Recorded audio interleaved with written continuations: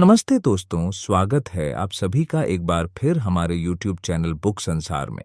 आज मैं जिस किताब की बात करने वाला हूँ वह बहुत ही खास है।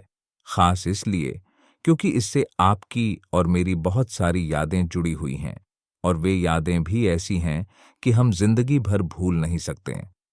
किताब का नाम है द फर्स्ट वेव और इसे लिखा है डॉक्टर प्रशांत नायक ने। किताब द फर्स्ट वेव एक महत्वपूर्ण किताब है जो कोरोना की पहली लहर के दौरान एक डॉक्टर के संघर्ष और त्याग की कहानी बयां करती है। यह किताब न केवल चिकित्सा पेशे के महत्व को उजागर करती है बल्कि डॉक्टरों के व्यक्तिगत जीवन के संघर्षों को भी सामने लाती है।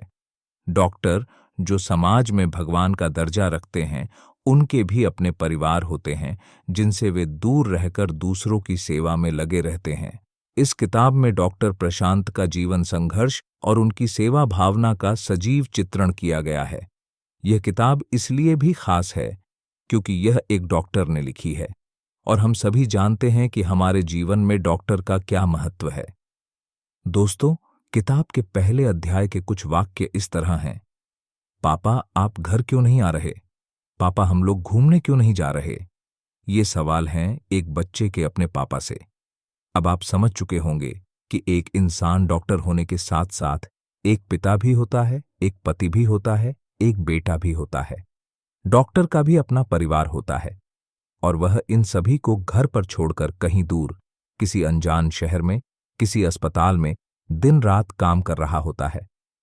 इस किताब में डॉक्टर प्रशांत ही मुख्य किरदार हैं। उन्होंने कोरोना की पहली लहर का जिक्र करते हुए अपने जीवन के संघर्षों को बयां किया है। लेखक अपने दोस्त की एक पार्टी को ज्वाइन करने के लिए फ्लाइट से मुंबई जा रहे होते हैं और अखबार में कोरोना वायरस के बारे में एक खबर पढ़ते हैं।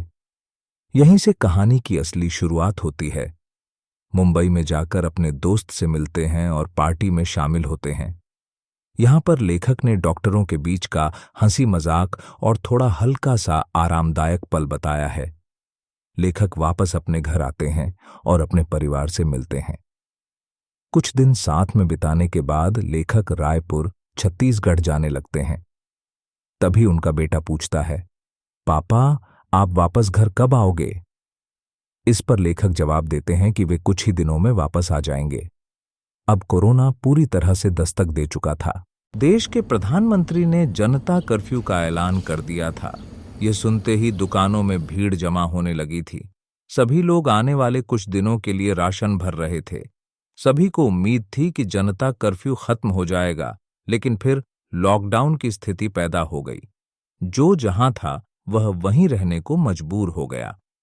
डॉक्टर प्रशांत जिस अस्पताल में काम कर रहे थे, वहां भी सभी प्रोटोकॉल फॉलो किए जा रहे थे।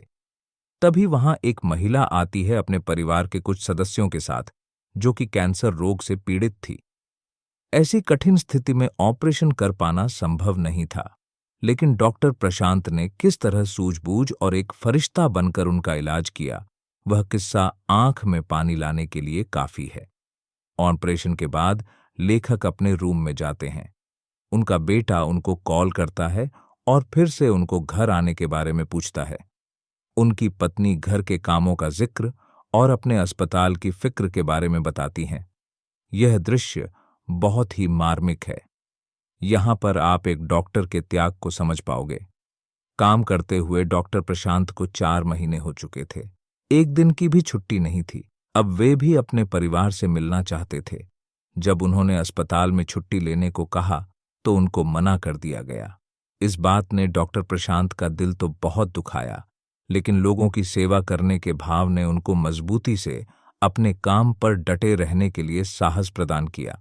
डॉक्टर प्रशांत और उनके साथी हर दिन पीपीई किट पहनकर मरीजों का इलाज करते थे। यह किट पहनना बहुत मुश्किल होता है क्योंकि इसमें काफी गर्मी और असहजता होती है। इसके बावजूद डॉक्टर और नर्सें अपने कर्तव्य को निभाने के लिए दिन रात मेहनत कर रहे थे। क्वारंटाइन की स्थिति में भी डॉक्टरों को अपने परिवार से दूर रहना पड़ता था। वे अपने परिवार से मिल नहीं सकते थे, जिससे उनके मन में उदासी और तनाव बना रहता था।